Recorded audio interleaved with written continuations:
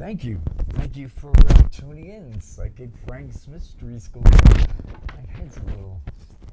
Anyway,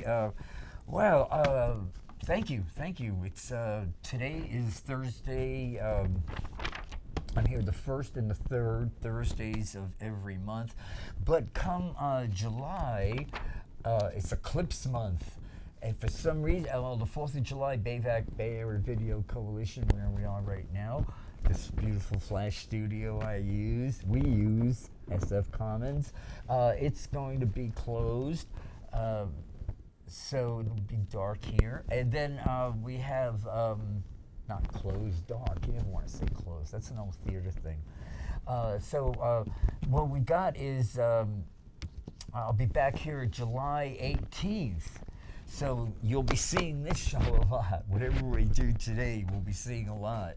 And today is the last full day, because tomorrow actually is the, June 21st is the Cancer solstice. The summer solstice here. That's the sun enters Cancer here in California. We're talking 8:54 in the morning. So when our day gets started this Friday, a few days tomorrow. And so it says it's the longest day. I'm reading the Mountain Astrologer here. Mountain Astrologer. It comes out every 2 months. And this is by, we'll see who it's by later.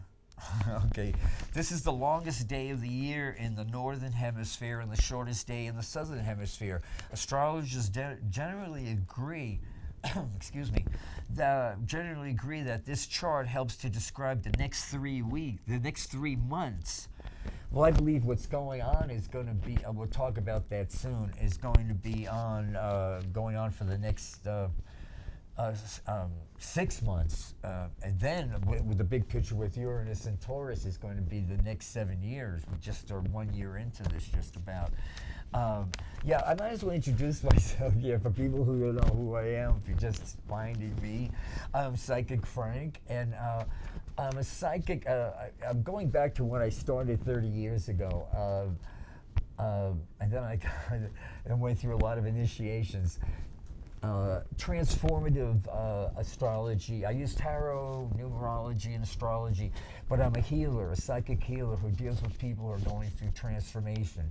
Whether you're I think whether we're aware of it or not, everybody's. But I'm not like a fortune teller. I don't like. I did that for a while, giving people thrills, doing parties and stuff. But then years ago, when I was just turned 30, actually, I was on this show here in San Francisco called People Are Talking. It was down on Townsend Street. And I was going through a rough time. I just turned 30. I just had my Saturn return. I didn't even know it. And long story short, I was in the audience, and Sylvia Brown picked me out of the audience and told me that I'd be doing what she was doing when I was in my late 60s, early 70s. And that's where I am now, early 70s. And it's all happening. So I sort of knew, and then I went to several other psychics over the years, and they sort of, a few years after that, and some really reputable over in the Bay Area and internationally, and they pretty much said the same thing, that you can't push the river. I just accepted that, I was a late bloomer. So when I started doing this show, I was still Psychic Frank, but now I realize, since Uranus has transited my moon last year and headed for my North Node this year, that I don't want to deceive people into, or trick them. I only deal with people who are aware of the amazing cathartic transformation that's happening for each and every one of us on the planet. And you could always tell, so that's who I am. I am a psychic healer who uses numerology and astrology, and the tarot cards. Let me pick a card for y'all. It's going to have a happy ending. It's good. Let me explain, because tomorrow the summer solstice, you always want to look on an event, any kind of a solstice or an event like that. Where's the moon? The moon, 19 degrees. Aquarius. Aquarius is like the lights on the runway, you know. They're genius. You know, the genius. Aquarius is the moon is the soul. So having a solstice, which is a big event, it's the longest day of the year. The key aspect is Mars and Mercury opposing Pluto and Saturn. They're all squaring Aries in Aries. It describes in the immigration conundrum. Well, we'll speak about that later. Yeah, we'll speak about that all later. But, oh yeah, before I forget it, I've discovered, see, I use astrology, and I know what I'm doing when I'm working with the client or myself. I use, you know, I could pinpoint accuracy because I know, you know, just work. But as far as being an astrologer, there's many. I discovered Pam Gregory on YouTube, and she's amazing. Kathy Rose, I like. She used to write for the Mountain Astrologer, and for decades I've been following her. And she rarely writes for the Mountain Astrologer anymore. And she has these brief little monthly, bi-monthly posts, videos, really well done. But she doesn't go into the depth of that Pam Gregory. And when I listen to people like Pam Gregory, I can't say enough about her, especially Cancer people, 24 degrees Cancer. There's a friend of mine, initials A, she'll know who I am. Yeah, this is happening on your Mercury Venus or something like that, so give me a call. Yeah, of course, this is, eclipses are like powerful new moons, dynamic new moons. And this one is 10 degrees Cancer. But getting back to what's happening tomorrow with this solstice, a big event, and that is here on the West Coast, 8:45, I said, in the morning. Oh, and just before that, 7:36 in the morning, Neptune goes retrograde. So there's actually a lot of planets retrograde now. All the big planets, all the outer planets, plus Jupiter, Neptune, Saturn, Pluto, Jupiter, and Uranus. No, Uranus is not the only one going direct. Isn't that interesting? So the retrograde planet, oh, and Mercury is going to be retrograde next month. So yeah, July, wow. So June is to prepare us. This month is to prepare us for what's going on, because that last, not only do we have, I won't be here, but it'll be the 2nd of, Monday the 2nd of July, is the Gemini new moon. No, that's June. That's June. Here it is. July 2nd is the solar eclipse. This is the dynamic one. This is the more powerful one. And then the second one is the lunar eclipse. So solar eclipses are like powerful new moons. The most powerful a new moon could be is having a solar. So for all Cancer people, 10 degrees Cancer. I was looking at Donald Trump's chart, and at the end of the month with that Leo, very unusual. We have a new moon on the 1st, and on the last day, a new moon. But that was not an eclipse or anything. That's, boy, that would be dynamic. That's, but it's still 8 degrees Leo. And I look at Donald Trump's chart, his Pluto is 10 degrees Leo. So he's going to have a slew of planets all over his Pluto. So it's really going to be important. While we'll be here now, we're going to talk a little bit more about that later. But it's really important as right now, it's only the 19th. We're right in the middle of Mars's opposition to Saturn. And now after this, the 20th, this weekend, we get Mars's opposition to Pluto. So anything involving Pluto is is all about purging some negative illusion that has authority over you, and it's usually not pretty. And for Donald, man, it's let me June 14th. So 4, 5, okay, 6, 7, 8, 9, 10, 11. His day and month vibrates at 11. So for bad, for notorious or for good, 11 people get famous. So he's always been thrilled with fame. Let's see what his, no, thanks Paul Revere, no flash there. 1946, so 9, 10, 16, 17, 18, 19, 20. So, see, he's that boring 4. He lacks imagination. He's a 4 life path. I'm sure some astrologer could play with the numbers, numerologists, to make it a 22 out of that 1946. But no, they can't. 9, 10, 16, 17, 18, 19, 20. That's a 2. 1946 was a 2 year. So, 11, 12, 13. Yeah, he's a boring. I know 4s aren't boring, but they're just really homebodies, you know? I don't think he's a conflicted soul. He's a tortured soul. Okay, so we're all about opening the heart chakra. That's what I was saying on the solstice, is telling us, get ready, because it's all about heart chakras are opening. And Pama, P-A-M-A, Pama Chodron, C-H-O, snakebite, D-R, snakebite, over the O-N. She's our San Francisco living legend. Alice Walker she's her spiritual teacher. Anything by her, and because she's all about the heart chakras opening now, I just want to share something really brief with you that'll help us. You'll thank me later, because it's one of those things where what's happening now of these 2 eclipses coming up is going to affect the next 6 months. And yes, it's a good thing. Just the fact that immediately we would say, oh, is that going to be bad? No, it's all, I'm not being cliche, but it's all good. You've got to have that attitude.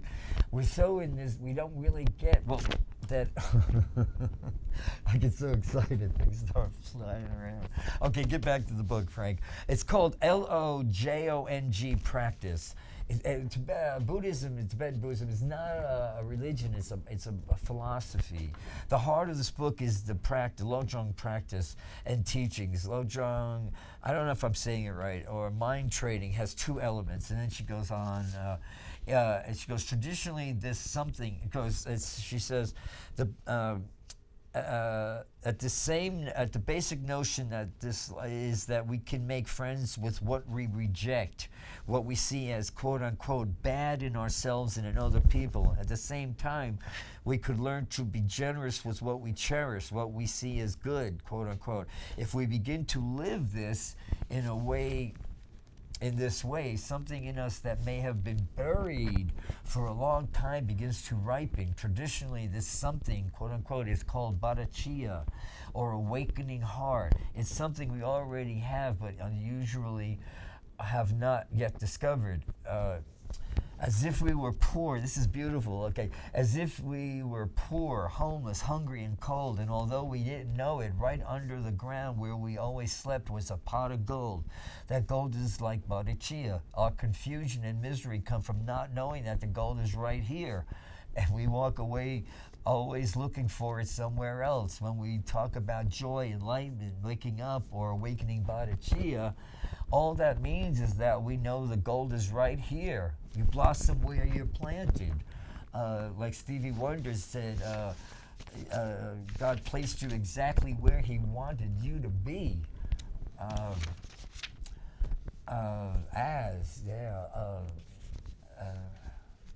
got confused there because I was thinking of Kamala Harris, and that's her favorite album. Stevie Wonder was lessons in the School of Life or something. Yeah, you know, this thing, when things get rough, you know, you start thinking you don't want to be here. You got to remind yourself, your Creator put you exactly where He wanted you to be to experience this paradise paradigm changes. But right now, it takes a real artist to keep this Mars energy, because Mars and Saturn and Pluto, it's just what's happening now. War thirsty, using Mars at its lower, like military intelligence, an oxymoron, and I'm not unpatriotic. Yeah, you love Pema because this is all about. Here's the Book of Compassion. This little book will blow your mind, and it's using slogans, but they're not exactly slogans that we're gonna love at first. Like, these cars don't run. Da, da, da, da, da. Oh yeah, it's all slogans, boy. It's a double-edged sword there. The basic message of this teaching is that it's painful. If it's painful, you can learn. You can learn to hold your seat and move closer to that pain. Reverse the usual pattern, which is to split, to escape. I love that. They don't say that anymore. Hey, make like a banana and split. Yeah, I used to say that back in the 60s. Yeah, so she said that's the basic message of the teaching is that if it's painful, you learn to hold your seat and move closer to the pain. Reverse, it's not masochistic there. She says, reverse the usual pattern, which is split, to escape. Go against the grain. Hold your seat. This practice introduces a different attitude toward unwanted stuff. If it's painful, you become willing not to just endure it, but to also let the awakening your heart and let it awaken your heart and soften you. You learn to embrace it. I remember when I was really in a lot of pain when I first met Louise Hay, like 40-something years ago, rest her soul. She said something, it was like she was looking right at me. I was sitting at Fort Mason in the audience, and she said, if you face and deal with a really nasty childhood, you'll never have another incarnation. Somebody said that to me. Maybe it was a Buddha, a Lama. I went to I was hanging out at a monastery then, a Tibetan monastery. But somebody said that to me, and it really registered. And I decided, it took a couple of decades, but wow, I'm beyond that now. It's like, it's amazing. You can't really see your own growth. But the other day, PBS is doing, besides Happy Pride Month, everybody. And I was saying, PBS the other night has a special they're showing about, it's called The Stonewall. And I had blocked out a lot of what I lived through.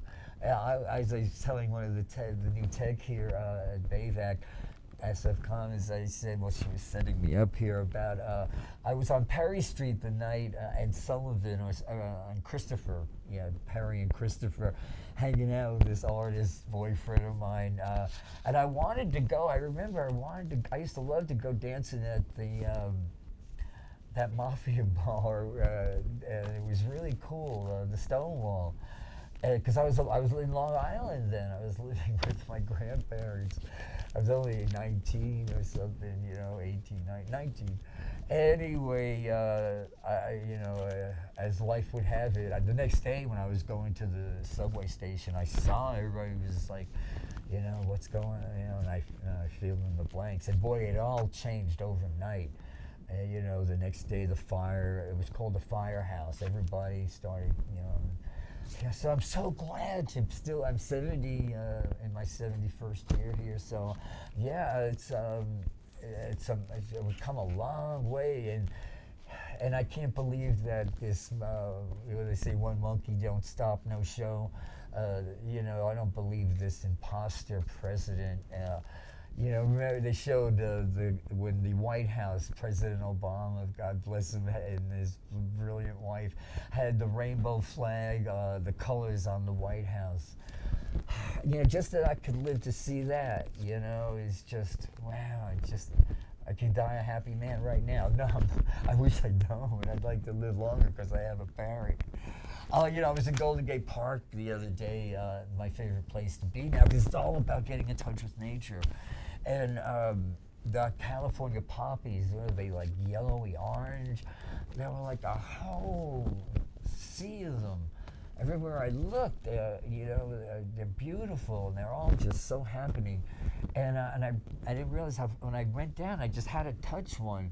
And it was like, all of a sudden, it was like what my parrot feels like, because she loves to sit in my hand for like a long time if I let her. She just, loves to be held. And she feels like, it's like butter. It's just the most beautiful thing. But I guess I was too heavy with I didn't realize the stems are really fragile. It's a mystery. And it sort of snapped off. So I took it home and put it in wax paper, and it's in a book, and I'll remember that. I remember that. I think that's one of those, you had to be there. It was one of those beautiful, because there were bees all over, other ones, just happy. I could see the rhythm. They were just, their funky bee rhythm was, as happy as a bee, rubbing his butt all over it must be a sensation. Just really, those who don't heal don't have imagination it takes, You experience a delightful or a pleasant, usually we want to wrap it and make it last. We're afraid it will end. We're not inclined to share it. The Longjong teaches encourages us, even if when we enjoy, we are experienced, to think of other people and wish for them to feel the same thing. They all scented beings, all feelings, smelling, all beings, feeling beings can feel this way. So you want to, I hate to use I don't like the substance, but, it's like you want to buy the world of Coke. I guess once in a while, back when they used real cocaine, maybe it was something to it, Or I remember as a Boy Scout, they always had Coke, cola syrup, in case you got an upset stomach on a camping trip or something, and I don't know what that was all about. I didn't last long in the Boy Scouts. I'm not a joiner, you know what I mean? If an experience is we're afraid it will end, we're not inclined, yes, so it's all about, so anyway, people always want to pass the sadness, or we don't want to deal with sadness, we don't want to deal with vulnerability. Oh no, thank God Bernie Breed her books now she's really breaking the barrier, and it's, get it. It's all about it. Vulnerability is a gift. But I want to talk about what Pema. It's P-E-M-A, but she pronounces it Pema. The practices what we do will help us develop trust in our awakened heart, our bodhicitta. If we could finally grasp how rich we are, our sense of heavy burden would diminish, our sense of curiosity would increase. She goes, this bodhicitta is our heart, our wounded, softened heart. Now, if you look for that soft heart that we guard so carefully, if you decide that you're going to do a scientific exploration under a microscope and try to find that heart, you won't find it. You can look, but all you'll find is some tenderness. There isn't anything that you can cut out or put under a microscope. There isn't anything you can dissect or grasp. It's the more you look, the more you'll find just a feeling of tenderness tinged with some kind of sadness. Now hold that thought, follow me here. The sadness is not about somebody mistreating us. This is inherent sadness, unconditioned sadness. It is part of our birthright, a family heirloom. It's been called the genuine heart of sadness. Sometimes we emphasize the compassionate aspect of our genuine heart, and this is called the relative part of bodhicitta. Sometimes we emphasize the open, undefinable aspect of our heart, and this is called the absolute. The genuine heart is that it is just waiting to be discovered. I love the story about, all reed instruments, like the bamboo instruments, the reed, oboe, clarinet, saxophone, English horn. I was listening, Gabby and I were listening to the Motown, the Crystals, and boy, it's a good saxophone section in Crystals Uptown. Just blew me away. Gabby and I started dancing the cha-cha.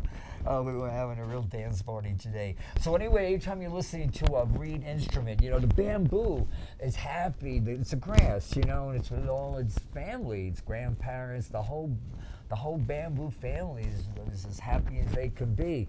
And then they get chopped down and dried out and carved into reeds. And then eventually put into an oboe, a clarinet, a saxophone, an English horn, any reed instrument. So every time you hear a reed instrument, you're hearing the sadness that the bamboo misses its family. I know, that's, you know, it's an appreciation. Life is eternal, you know, and they're working out karma there, you know. That's how precious life is. That's why Pam says, you know, based on the first page of Compassion, the Compassion book, it's so tiny. What could you lose? I defy anyone to say, you know, I picked up one of Pam's book, Frank, I didn't find one thing in there that set my heart a-fluttering. But it will. The first, train in the preliminaries. Maintain an awareness of the preciousness of human life. And look what we're doing to human life, this dark night of the soul. That's why, you know, we have to really, everybody's grateful at a banquet, but now we have to understand what goes around comes around. That's one of Pima's slogans. And that's not a cliche in which you turn things over. If they're lucky, it'll come around in this life. But a lot of people, it's going to come around in their next incarnation. Like these people who just slaughter people. There'll be, you know, it just goes on and on. It's not the life you want to have, you know, so think, you know, like Aretha, you better think, babe. You know, I was listening to Marvin Gaye the other day. I come up hard, baby. I've been around, but now I'm fine. Yeah, I've been a trouble man. Yeah, don't let trouble man. Just, I come up hard, baby, but now I'm cool. I didn't make it, baby, playing by the rules. Dr. Martin Luther King said, too, you got to go around things, you know. So anyway, be aware of the reality that life ends. Death comes for everyone. That's that's not a morbid topic. You know, people just want life. It's a life they're living is hell, but they want more of it because they're afraid. They don't believe in. That's why George Orwell said, the major problem, I don't like the word problem, I like to cross it out and write challenge. The major challenge of, I'm correcting George Orwell. I'm not an egomaniac, that's some humility, please. The major challenge of our time is the decay of a belief in personal immortality. Donald Trump just the other day, Criminal One, said that he didn't get Prince Charles caring about, with all his money, what does he care? He actually said that. Oh, yeah, and Roe versus Wade was not the beginning of women having abortions. Roe versus Wade was the end of women dying from abortions. I wish they would make a documentary of I know in some archive they've got to have news clips of just an everyday month of any year before Roe passes Wade. What was that, the late 60s, early 70s there? Before that, I mean, every morning along with the news, it was like another body was found. I had an aunt that worked in the factory, and she always had stories and, you know, being racist just by, I don't know, inheritance. They would just say only those people have the, you know, it was, and I don't say sick, it was like good sick, it was disease sick. But, you know, and that's what will happen if, God forbid, they, I could do a whole show about when I first started doing healings around, what was it, 82, 83, you know, so life starts with the breath, you know, God have mercy. So, once again, I'll spell it out, pass it along. Roe versus Wade was not the beginning of women having abortions. Roe versus Wade was the end of women dying from abortions. Remember, worry doesn't take away tomorrow's troubles, it takes away today's peace. Yes, Sheldrake's right on. Science is running on wrong assumptions. There's so many wrong assumptions that people take for gospel truth. Like the doctors, science believes. Even Bill Nye, the science guy, I was listening to him today talk about UFOs. He's in total, plays it down. What an ego, Once again, science. It's all about, we don't find a soul. We don't find a tender heart. I've picked up a book. It was in a free stack, and it was on power. And it reminded me, one of the big chapters there is power. How you get power is immediately find the most vulnerable part of your competitor and then go for it. I threw it away, I didn't throw it away yet because I'm afraid if I put it in the garbage, somebody else will pick it up and read it, and that's all we need. So many times I look at Donald Trump and I say, wow, hurt people. He has to be the most hurt, tortured soul. I really don't hate him. I'm not going to throw away 70 years of hard work on myself. But look what he's doing. Like Martin Luther King Jr. said, power never takes a back step, only in the face of more power. Silence is betrayal. And look at all the silence going on now. And then Malcolm X said, quote unquote, nonviolence is fine as long as it works. Well, as I said, this Donald the Divider has been everything the man touches, it's not a cliche, dies. And he's touching America right now, and like clockwork, he's ginning us all up for a war. I pray this doesn't happen, but like I say, I'm expecting a miracle. The more we get our consciousness together now, and realize there's a collective consciousness we're part of, and even though we're just, as I said, we seem, especially here in Oz, we're in California, and if that wasn't enough, we're in San Francisco. Donald Trump, home of Nancy Pelosi. Oh my God, that's I'm sure Donald Trump, has something aimed at us. Oh God, I'm not laughing. It's just, it's I guess a neurotic kind of smile, because I could easily just be a puddle. My heart just, practicing presence, and the book just fell out. It said, I had this in here in which he says the thing about, where are we? The innermost core of the soul is where human nature takes root. When all is said and done, the me is the forest, the rim, the periphery, the rings, but that rings but cannot encroach on the open space of the core. That's the thing, Then it says dwelling. It says this Heidegger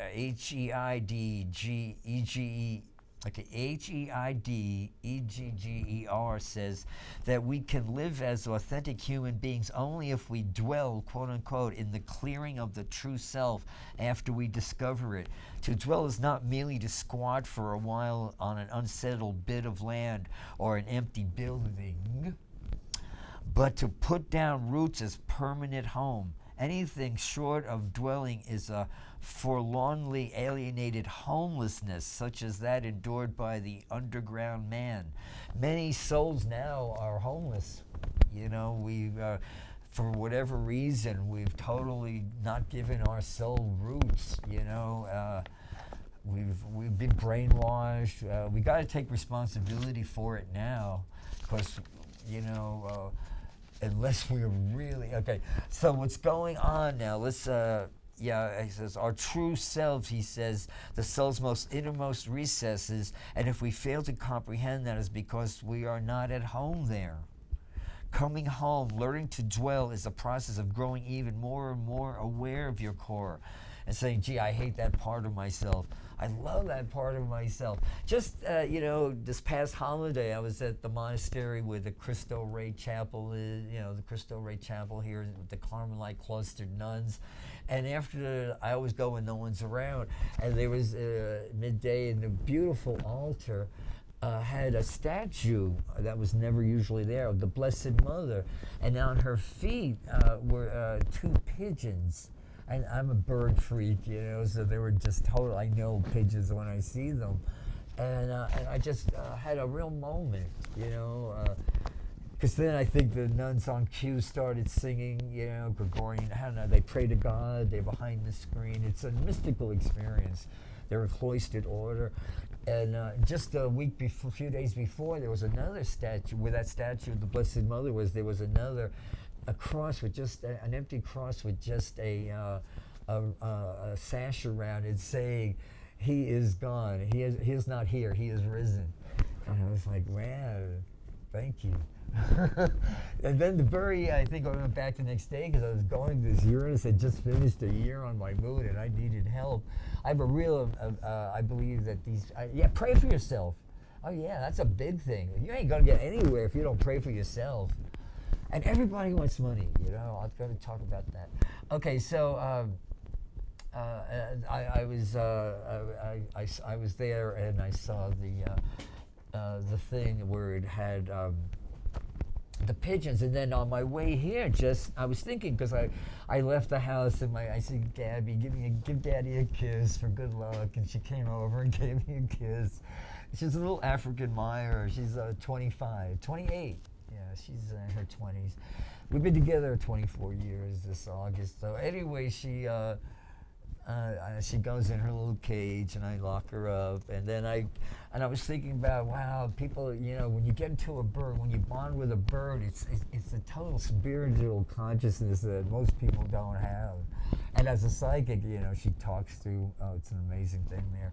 So anyway, I was walking by the schoolyard on the way to get the bus here, and one of the guards, it was slow, there was no kids, the afternoon here, it was like 3:30, 4 o'clock, and anyway, he was sitting with these, looking at these little pigeons, and he was just like sitting a few feet away from them on this little bench that's kind of high, with this little guard uniform on. And I said, well, you got some pretty friends, lucky you. And he said, rats with wings. And I said, oh, no. Herb Cain. Every time I see a pigeon in trouble, I go, or a pigeon hungry, I think of Herb Cain. There's no doubt in my mind, because he made, young people don't know, back in the 70s, Herb Cain, and he would urge the Asian people in Chinatown to eat the pigeons, please, he was, for some reason, the man despised, and here it is, decades later, and they're still around. I thought people, when he died, obviously that whole thought, well, I don't know, I'm not judging, but, it's life. As I said, that would happen when I was thinking of the Blessed Mother with these two pigeons at her feet. I think it's illegal to feed birds. It's my favorite thought of when I was in Paris, feeding pigeons. Yeah, French dogs everywhere. French, I love the French. Okay.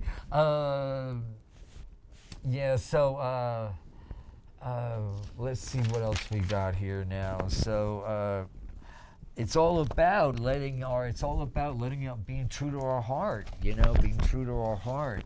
Courage is knowing what not to fear. A coward is incapable of exhibiting love. It is the prerogative. Listen, Whitney Houston, Bobby Brown. It's my prerogative. Yeah, it's the prerogative of the brave. And then Max Planck, God bless him, quantum physics genius. Science cannot solve the ultimate mystery of nature, and that is because in the last analysis, we ourselves are part of nature and therefore part of the mystery that we are trying to solve. So we keep on projecting and hooking, like Donald Trump is casting his shadow on the world. He's whether he even knows, I don't know. He's a mystery. I don't give him much thought. I don't want to waste my energy allowance, my precious energy allowance. I just know what's right in my face, and I just know that this is when I have to continue. This is no time to stop doing what I'm doing now. So I want to encourage you all, and don't be afraid of Pam Gregory. She's really cool, and she's really easy to understand, and she makes you understand that she doesn't use the term, but I'm telling you, the planets don't reflect, they reflect what's going on. They don't make things happen to us, they simply reflect what's going on. And everything that's happening now, these paradigm changes are so underway. And it's accelerated to the max. So things could change over the next 7 years. It's all about getting into the rhythm of nature. And for you Cancer people, especially this next month with all these eclipses, I wrote down everything. Our collective frequency now is define what you want with this new moon coming up on this eclipse, because the new moons are always press the reset button and said, this is what I want, I'm going to manifest. I don't like want. This is what I'm manifesting in my life.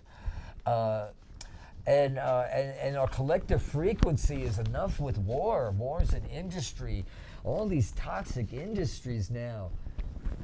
We've got to really put the kibosh on this nuclear development and start figure out how we're going to get rid of all this nuclear waste, this toxic stuff, and especially what's ahead is, when I got to recovery, I remember the woman said, I told her, I really bottomed out, and I just, and she said, hang on to that feeling, because that's what's going to save your life. I'll never forget that, and no matter how bad it gets today, this is happening for me, not to me. Yeah, all the knowledge in the world, unless you practice it, is just, just thoughts out there. You got to live your knowledge. You got to nobody's going to do this for you,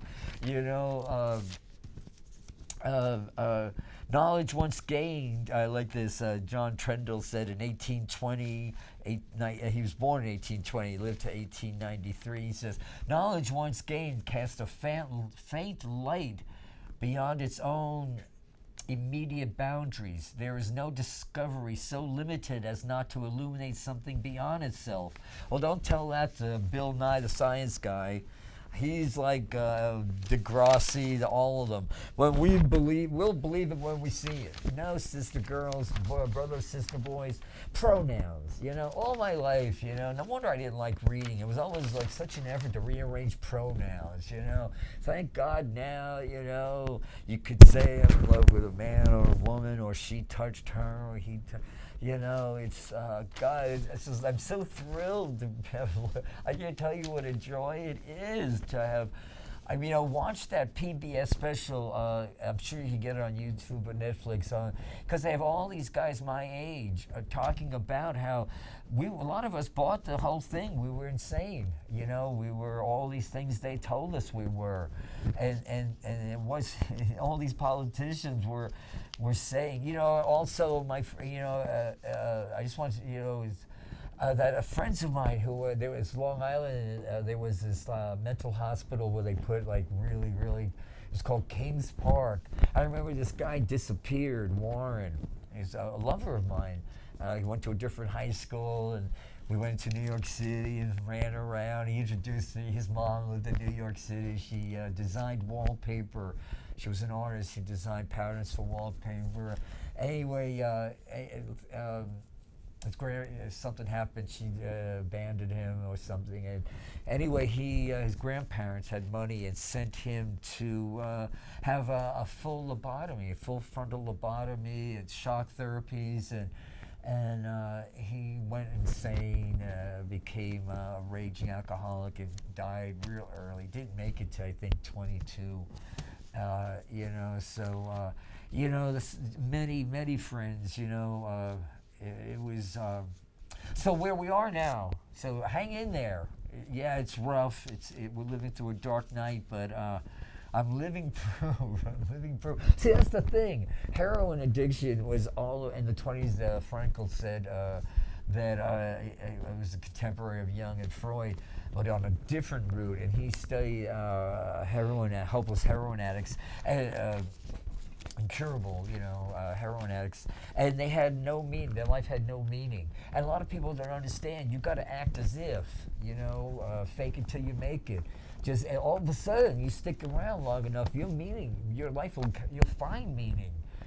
Your life will find meaning. It'll just appear.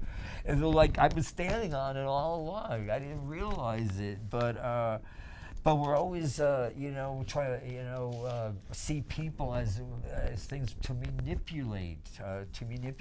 Well, we only got a few minutes left. I wanted to read the story about helping us keep our presence, but let me pick a quick card, and then if there's 2 minutes left, I'm sure there will be. So while I'm shuffling the cards, and then there'll be plenty of time, there's a story of a woman running away from tigers. She runs and runs, and the tigers are getting closer and closer. When she comes to the edge of a cliff, she sees a vine there. So she climbs down the vine and holds on to the vines. Looking down, she sees that there are tigers below her as well.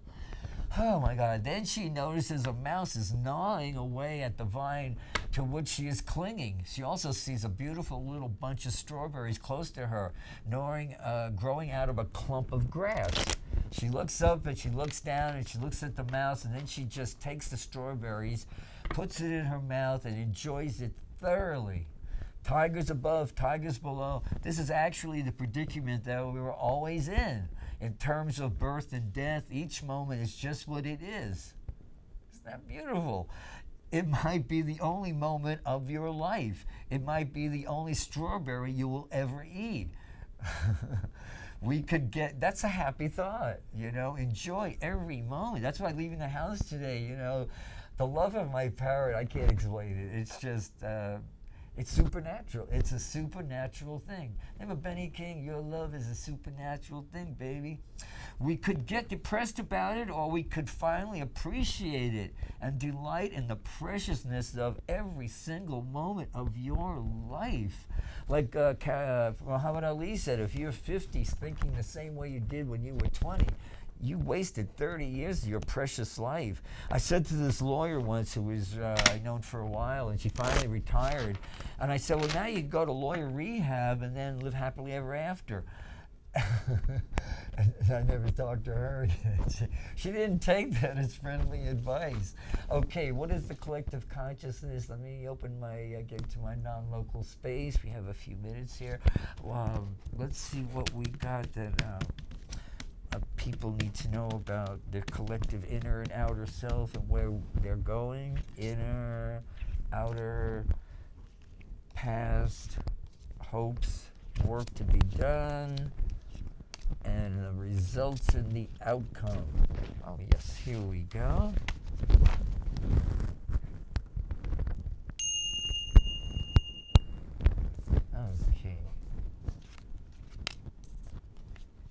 Okay, it's all information now around money is coming in, and here it is. Yeah, I believe, listen to Pam Gregory, and there's a lot of good astrologers, Kathy Rose, there's a few other, but Pam Gregory even talks about money issues. There's a lot going on in our Pluto in our money house.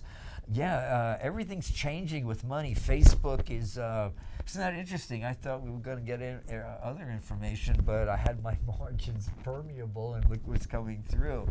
So we got the page, information around money, surrounded by, I believe, finally, there's no way, a snowball chance in hell that Donald Trump is going to make it to the next election out of prison, without... it's getting quicksand, especially what's going on the next 6 months. You know, it's sad. It's like seeing, you know, those old Tarzan movies where somebody's dying in quicksand, you know, and it's like, oh, I don't want to see that. Yeah, this has been a bearable burden, the end of bearable burdens. We look up and we say, God, we made it harder than it had to be. It's like if you give in, if you're miserable, then the rapist won. You know, you cannot let him spoil. Like I started the show. Remember a disco song from years ago? One monkey don't stop no show. If you don't want my loving, baby, let me go. One monkey. I remember Fire Island in the '60s, late '60s. All that beautiful dancing. Yeah. See, things are over. See, what happens is now we keep on banging that drum of negativity. No, no, no. That's using more negatively. We have to put that pain and get behind it, and let it fuel. Let that anger fuel. Get involved. Like James Brown said, get involved. Get involved. What's happening now? James Brown started. Martin Luther King Jr. started, and we got to get that spirit back. Look at this, the Blessed Mother, right there in the center.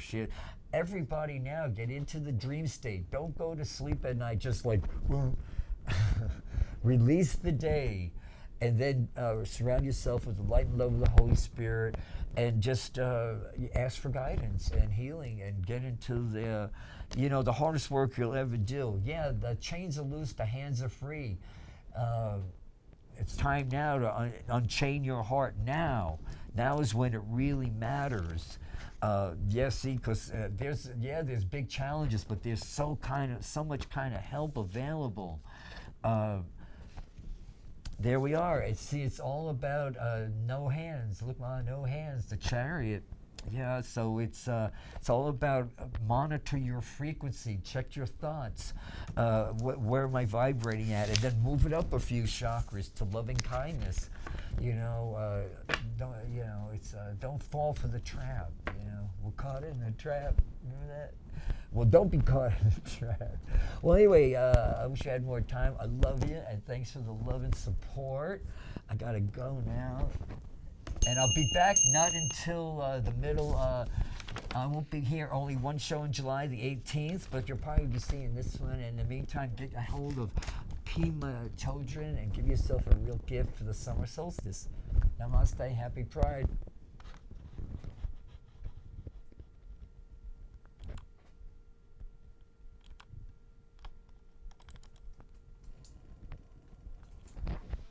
Oh, I can't shut this thing off. Hey, I can't.